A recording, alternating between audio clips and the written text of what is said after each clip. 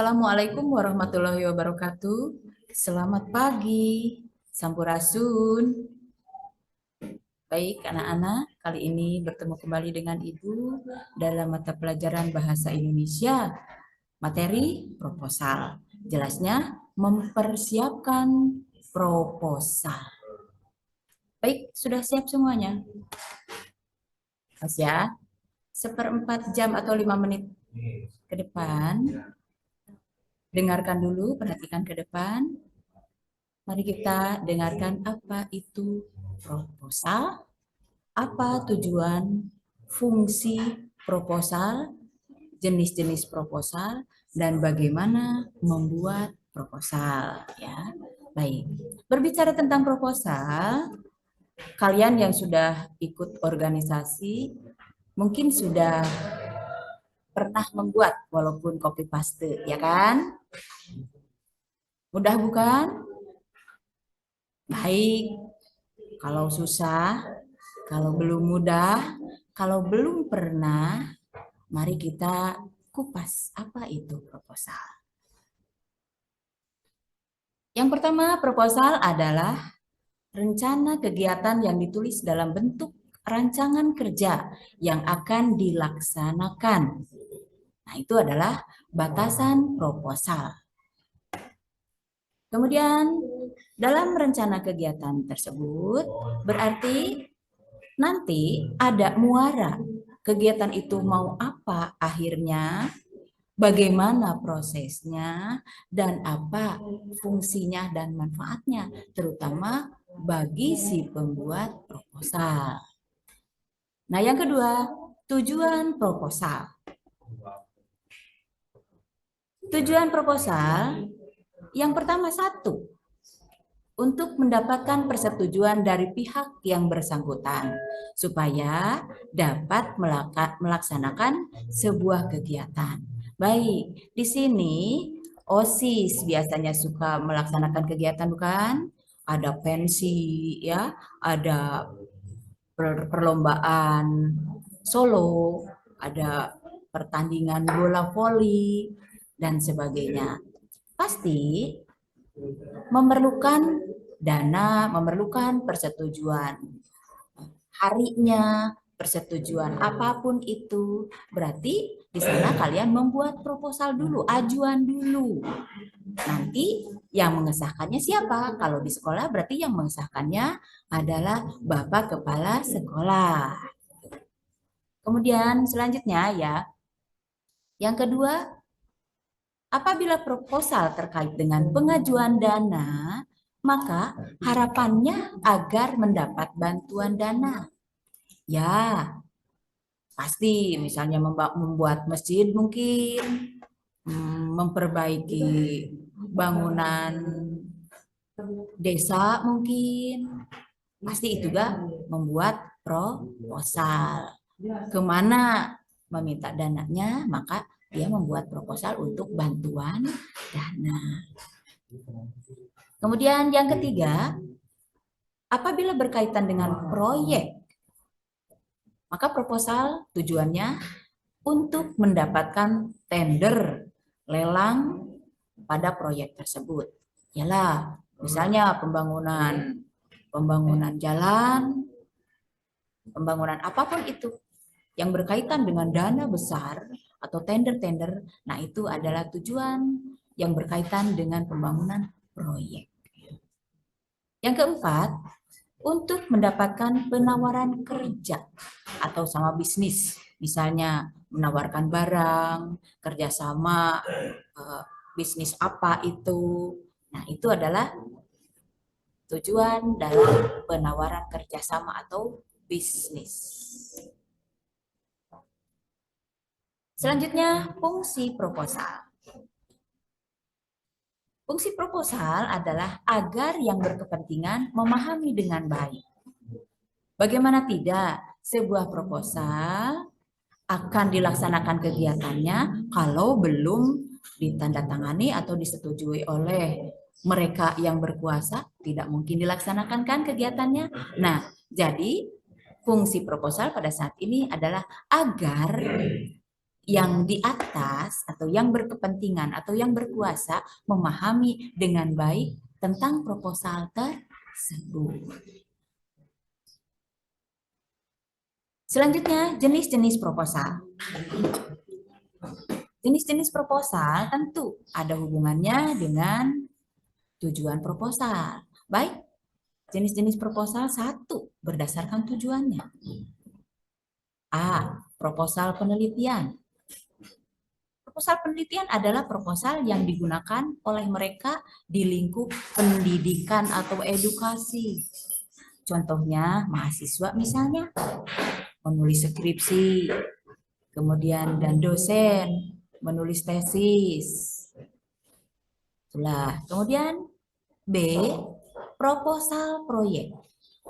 Proposal proyek adalah proposal yang dipakai dalam kegiatan bisnis atau tender. Nah, kemudian C, proposal kegiatan adalah proposal yang berisi tentang rancangan kegiatan. Ya, sekali lagi tadi sudah dibicarakan, di sekolah ada kegiatan-kegiatan pensi, ada kegiatan ulang tahun, ada kegiatan perpisahan. Semuanya pasti akan memakai proposal dan jenisnya termasuk proposal kegiatan. Selanjutnya D, proposal bisnis. Adalah proposal mendirikan usaha, misalnya kerjasama, misalnya kemudian mendirikan perusahaan. Nah, itulah. Selanjutnya,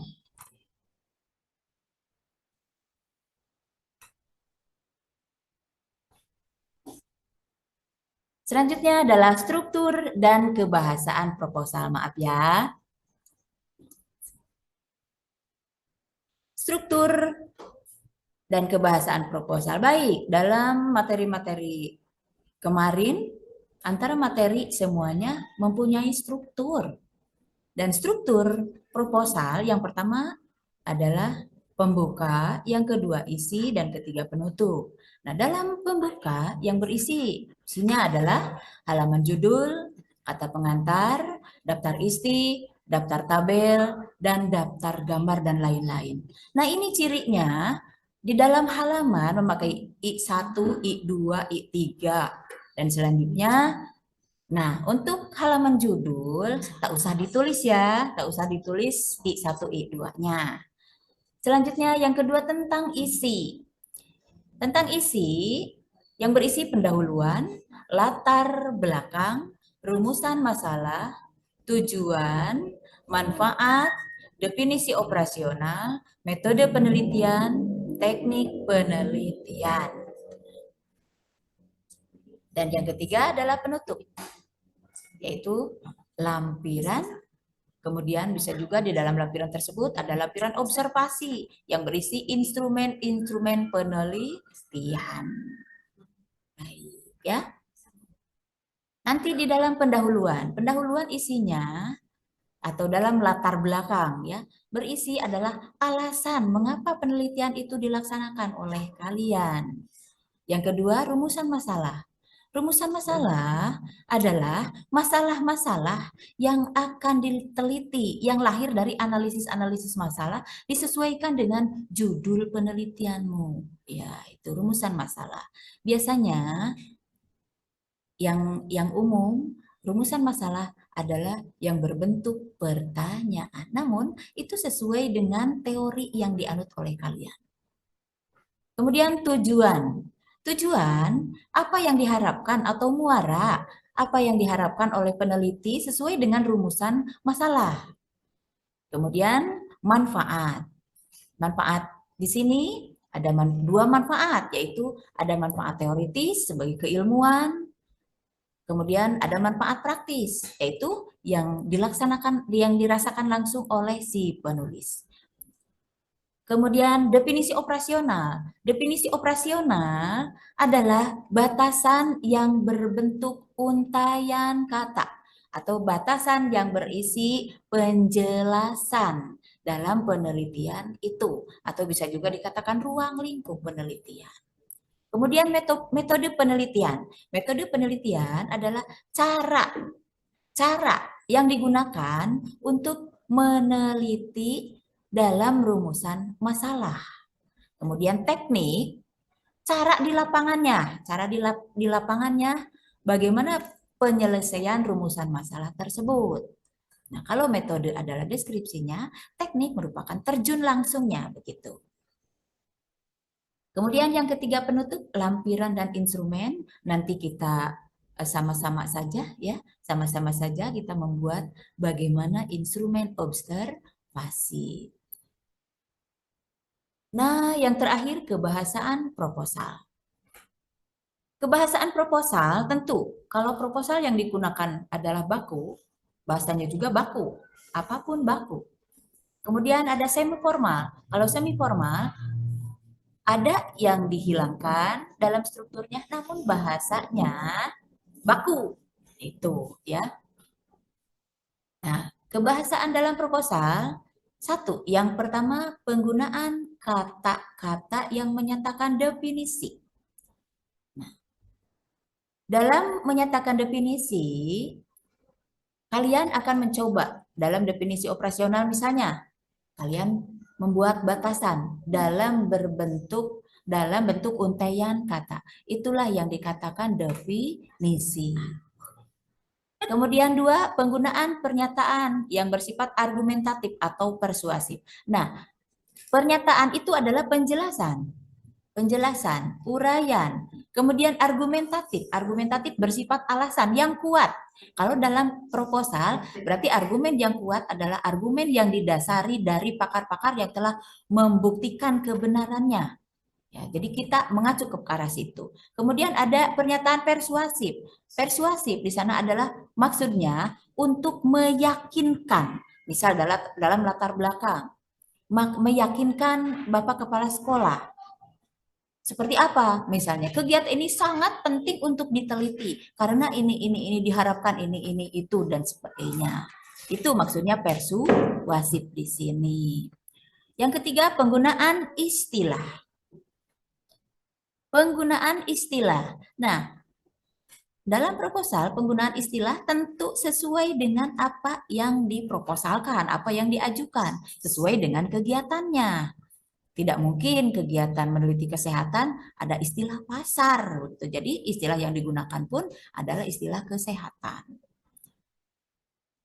Kemudian yang keempat, menggunakan kata bermakna perincian seperti selain itu, pertama, kedua, dan ketiga. Misal dalam latar belakang ada pertama, kedua, misalnya kronologi sejarahnya. Pertama adalah Jakarta merupakan ini. Selanjutnya ini. Nah, begitu pemakaian kata-kata yang bermakna ya. Kemudian nomor 5, menggunakan kata yang bersifat keakanan seperti akan, diharapkan, dan direncanakan. Misalnya, penelitian ini diharapkan menjadi ini, gitu ya. Yang keenam, menggunakan kata bermakna lugas atau denotatif. Maksudnya, kata-kata itu yang sebenarnya, bukan bohong begitu. Karena apa? Yang dikatakan proposal sudah mengacu ke ilmiah. Karena ini ilmiah, jadi tidak ada makna kata yang konotatif atau kiasan. Berarti ini yang sebenarnya.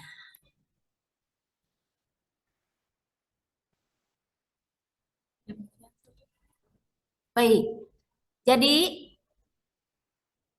pada bahasan kali ini, proposal itu secara umum berfungsi agar kegiatan atau apapun itu terlaksana dengan baik. Semoga materi yang sudah Ibu utarakan dapat berkenan dan mudah-mudahan bermanfaat.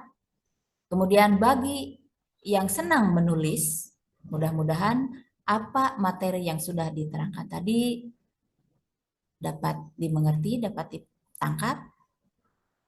Selanjutnya, kamu bingung ke arah ingin menulis. Mari kita bertemu lagi di pertemuan yang akan datang dalam bagaimana cara menulis proposal. Terima kasih. Assalamualaikum warahmatullahi wabarakatuh.